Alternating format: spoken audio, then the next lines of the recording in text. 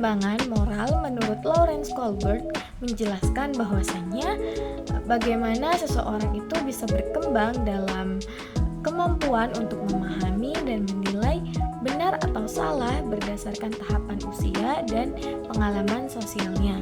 Kohlberg juga mengatakan bahwasanya perkembangan moral itu dibagi menjadi 3 tingkatan utama, yang masing-masing tingkatannya itu terdiri dari 2 tahap.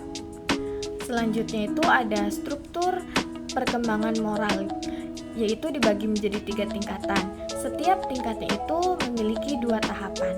Tingkat yang pertama itu ada prakonvensional.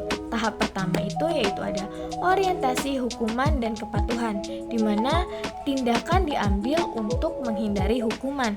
Contohnya kayak anak itu tidak akan berani mencuri karena takut dimarahi atau terkena hukuman, bukan karena mencuri itu salah, tapi karena anak itu takut mendapatkan hukuman. Terus ada tahap keduanya yaitu orientasi relativisme instrumental, di mana bertindak demi kepentingan pribadi atau imbalan.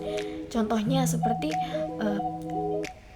anak mau membantu temannya karena berharap dapatkan imbalan dari temannya. Jadi dia itu membantu temannya bukan karena ingin membantu, tapi karena mengharapkan suatu imbalan dari temannya.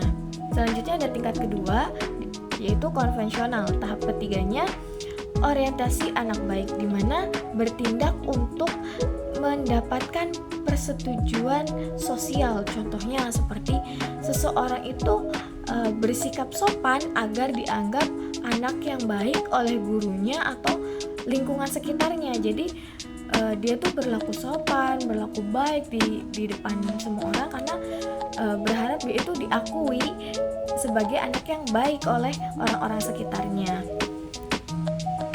Terus ada tahap keempat, yaitu orientasi hukuman dan ketertiban.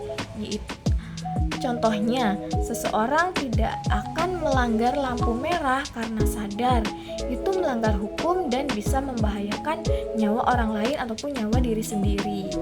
Nah, terus ada tingkatan ketiga, yaitu tingkatan pasca konvensional, yaitu tahap kelimanya ada orientasi kontrak sosial, di mana kesadaran bahwa hukum bisa berubah demi keadilan. Contohnya, mendukung perubahan undang-undang yang mendiskriminasi minoritas agar lebih adil.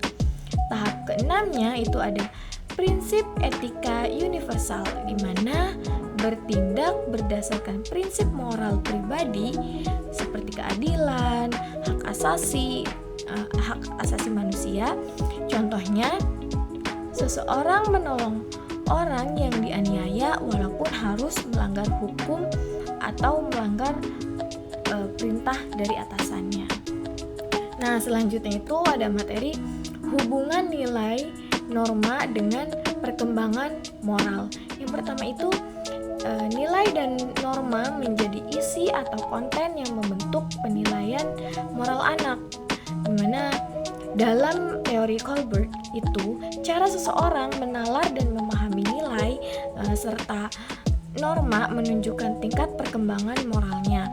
Jadi bukan hanya kepatuhan terhadap norma yang dilihat, tetapi alasan dibalik ketaatan itu yang penting. Materi terakhir yaitu ada perkembangan moral itu bisa dipengaruhi oleh beberapa faktor, yaitu diantaranya yang pertama ada perkembangan kognitif, di mana kemampuan berpikir logis dan abstrak itu sangat penting untuk perkembangan moral anak. Yang kedua itu ada interaksi sosial seperti diskusi, debat, dan pengalaman nyata membantu kemajuan moral. Jadi interaksi sosial itu bisa mempengaruhi perkembangan moral anak dengan melalui diskusi, debat, dan sebagainya. Yang terakhir itu ada pendidikan nilai dan dilema moral, yaitu guru atau orang dewasa yang menantang siswa berpikir kritis tentang moral akan mempercepat perkembangan.